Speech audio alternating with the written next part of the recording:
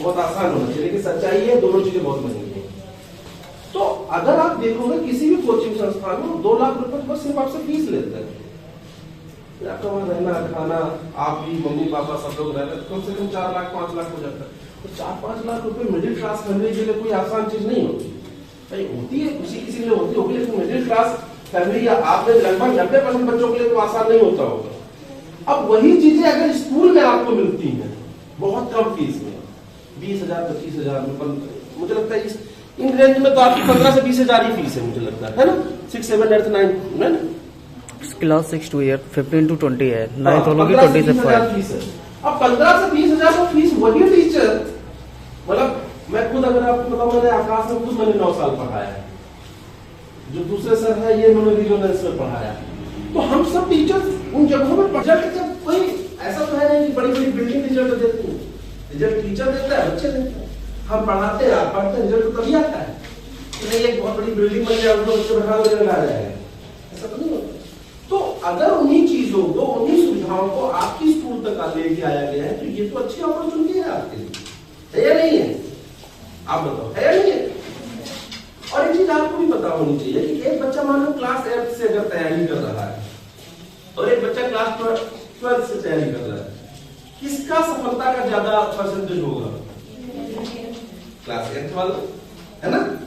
ऐसा नहीं कि 12 वाला बच्चा सफल नहीं होगा नीट में आए, लेकिन सफलता का अगर मैं आप मैथ में पढ़ते हो प्रोबेबिलिटी पढ़ते हैं, प्रोबेबिलिटी पढ़ा है आपने? कितने बच्चों ने प्रोबेबिलिटी पढ़ी है?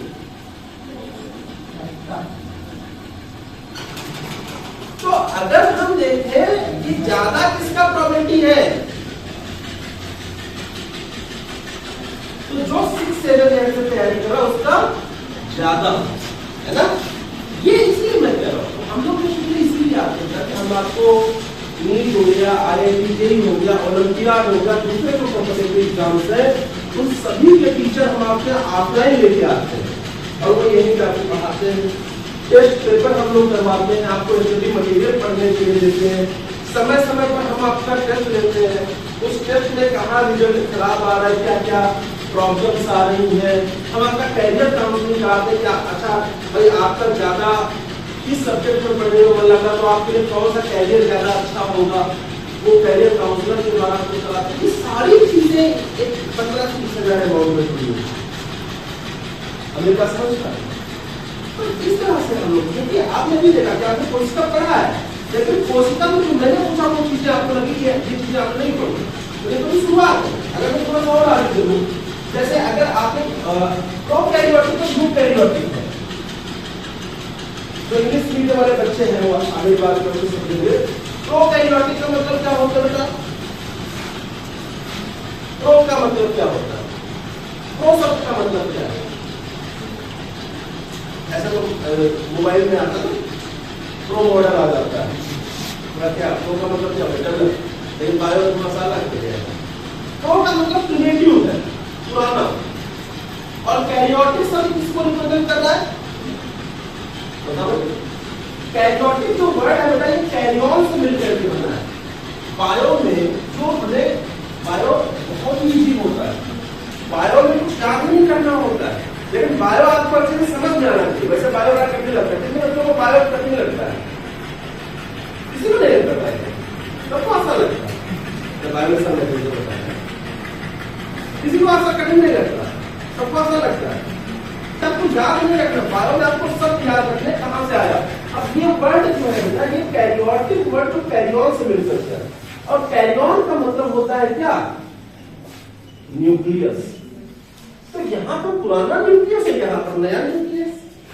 तो नया और पुराना न्यूक्लियस का मतलब ये नहीं कि नहीं वहां पे जंग घट गई और वहां पे पेट टूट गई, पेट निकल गई है, प्लास्टर घट गया तो पुराना हो गया, नहीं ऐसा नहीं होगा। पुराने का मतलब यहाँ पर ये है कि जब शुरुआत में भाई कोशिका जब बनी होगी, जैसे आपको सोचो कोई एक बिल्डिंग जो बनती है जिसमें थोड़ा अलग तरीके की बनती है, धीरे धीरे अलग बन जाती है। आज के शुरुआत में जब ये स्कूल बना होगा तो पैसा डेवलप कर रहा हो, धीरे धीरे और डेवलप हो रहा है, और डेवलप 20 साल बाद और डेवलप हो रहा है। ऐसे जब शुरुआत में नेचर ने कोशिका बनाई, प्रकृति ने कोशिका बनाई, तो कोशिका जैसी आज है वैसी पुरानी बनी थी। आज कोशिका में आपको क्या दिखता है? केंद्रक दिखता है, जो कि कहां पर है, सेंटर में। आपको यहाँ पर न्यूक्लियस दिखते हैं, आपको यहाँ पर माइटोकॉन्ड्रिया दिखते हैं, आपको यहाँ पर गोल्गी बॉडीज दिखते हैं, आपको वैक्यूल्स दिखते हैं, आपको लाइसोसोम दिखते हैं, एक प्लाज्मा मेम्ब्रेन दिखता है, साइटोप्लाज्म दिखता है।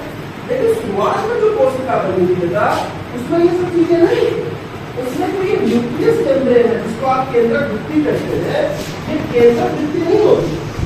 तो केंद्रक भित्ति नहीं होती थी तो ये सब कहाँ होता था, इंडिविजुअल होता। इसको पुराना न्यूक्लियस कहते हैं, इसको पुराना न्यूक्लियस कहते हैं। पुराने न्यूक्लियस का मतलब हो गया कि यहाँ पर केंद्रक भित्ति नहीं है। जैसे ये अभी स्कूल को वैसे बना हुआ है, ये रूम ऐसे, ये रूम ऐसे, शुरुआत में मानो यहाँ पर रूम रहता है, ऐसे एक मैदान बना। तो पहले शुरुआत में जो कोशिका थी उसमें मैदान जैसा था, इसमें ये केंद्रक भित्ति नहीं थी। अगर आपने प्रोकैरियोटिक का डायग्राम देखा तो ये पढ़ाया था कि वहां पर केंद्रक भित्ति नहीं होती। किसमें नहीं होती, प्रोकैरियोटिक, और यूकैरियोटिक में केंद्रक भित्ति होती। ये मेन डिफरेंस है बेटा, इसीलिए इसको कहते हैं प्रोकैरियोटिक और इसको क्या कहते हैं। अब मैं अगर थोड़ा सा आगे और आपको बताऊं कि प्रोकैरियोटिक और यूकैरियोटिक में डिफरेंस और है। क्या है, न्यूक्लियस का तो है इसका, डीएनए का, डीएनए का डिफरेंस क्या है तो बताएगा। सर्कुलर डीएनए और लीनियर डीएनए का नाम सुना है आपने। सर्कुलर डीएनए किसमें होता है, प्रोकैरियोटिक, और लीनियर डीएनए किसमें होता है। 9th वाले जो बच्चे हैं इंग्लिश वाले, आपने पढ़ा है cell structural unit of life, पढ़ा है ना, तो उसमें सब सारी चीजें हैं, नहीं पढ़ाया गया।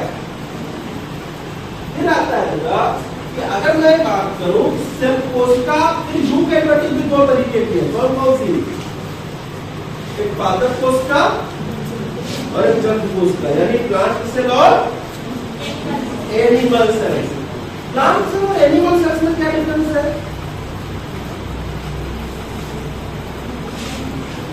प्लांट सेल और एनिमल सेल्स में कौन बताएगा। पादप कोशिका और जंतु कोशिका में क्या अंतर है, बताओ भाई। अरे भाई, पादप कोशिका और जंतु कोशिका में क्या अंतर है। जंतु कोशिका में बेटा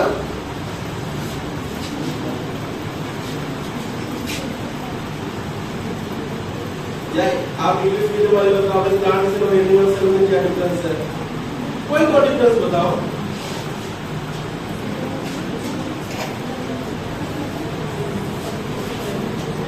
अमिताभ कुछ कर रहे हो आपस में,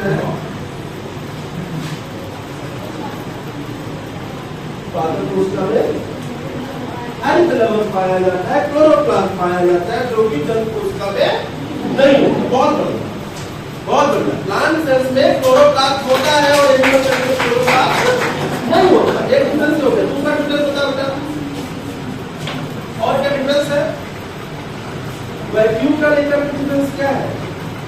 वैक्यूम अच्छा किसमें छोटे होंगे, किसमें बड़े होंगे। प्लांट सेल में छोटे होंगे, बड़े होंगे, और एनिमल सेल में छोटे होंगे। छोटे कई बार होते नहीं, बहुत छोटे छोटे होते हैं। अच्छा, जब सोचो एक चीज और आपने पढ़ा, अब ये इन्हें डिफरेंस से आपको याद रखना होगा कि जब यहाँ पर, जैसे मैं अगर डायग्राम बनाऊं तो थोड़ा आपको बेटर समझ में आएगा। ये डायग्राम की कुछ चीजें याद करने वाली है, अभी आपको बिल्कुल दोनों में अंतर पता चल जाएगा। आपको याद नहीं रखना है, आपको बस समझना है और हमेशा याद रखना, कभी भूलोगे नहीं। देखो, अगर मैं एक जंतु कोशिका का डायग्राम बनाऊं तो क्या बनाऊंगा, ये जंतु कोशिका होगी और ये मान लो एक पादप कोशिका होगी, इस तरह से पादप कोशिका होगी। तो जंतु कोशिका में यहाँ पर वैक्यूल मैंने क्या कहा, छोटे छोटे होते और या तो होते ही, और यहाँ पर वैक्यूल बड़े से। और बड़ी इंटरेस्टिंग चीज मैं बताऊं, यहाँ पर लगभग पूरी कोशिका का लगभग 90 से 95% एरिया कवर कर लेते हैं। और सिर्फ 90 से 95। आप ऐसे सोचो कि अगर मान लो यहाँ पर अभी ये जो बेंच है, इतनी सारी बेंच है, और 50 को बेंच और लेके यहाँ पे रखूँ तो क्या होगा, आप तो किनारे खड़े हो जाओगे। बिल्कुल यही यहाँ पर हुआ, जब सारा स्थान इन्होंने घेर लिया तो बेचारा केंद्र क्या बीच में रह पाएगा? केंद्र कहीं किनारे की तरफ अपनी जान बचा के भाग गए। तो केंद्र जब किनारे आ गया, और क्या केंद्र यहाँ पर भी किनारे आएगा? सोचो, क्या केंद्र यहाँ